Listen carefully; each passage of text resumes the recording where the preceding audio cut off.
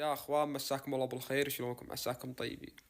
يا الربع انتبهوا انتبهوا انتبهوا انتبهوا انتبهوا لأغراضكم الشخصية. وشوفوا وش لقينا يا اخوان، اقسم بالله العظيم. شوفوا هذه الأغراض اللي لقيناها. الورقة هذه بعلمكم وش بعدين، خلوها على جنب هنا. طبعا لقينا عطورات ولقينا. شوفوا يا الربع، شوف وريكم شوف الله بتسدد. شوفوا هذه النظارات يا الربع، وشوفوا طالع ماركم بوريكم.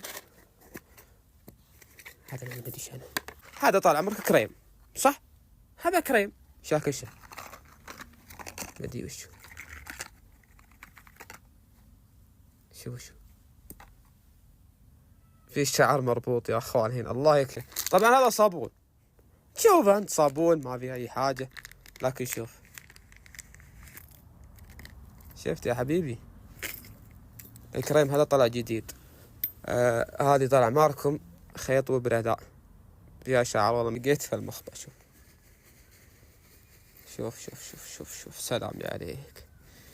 شوفوا يا الربع، شوف الله يكفينا شرها ويعافينا يا رب يعاف. هذه لو راحت شوفوا اتوقع المخبأ الثاني هي بعد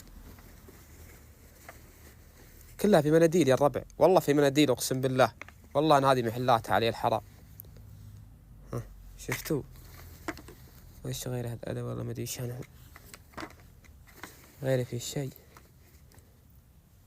هذه الورقة اللي يقولكم لقيتها، اللي ما فهمت وش هي، والله ما ادري وش هي يا الربع، كتاباتها ما ادري وش مكتوبة. اللي يعرفها يا اخوان يقول لي وش دي. ديها العصيمي يقرا عليها، الله يكفينا شرها، الله يكفينا شرها. علي الطلاق لو راحت بالشنطة هذه اللي تدمرنا. شوف الشعر يا الربع، شوف يا ويلي لا. نظاراتي عانوها والله، عانوها يا الربع. ها نظاراتي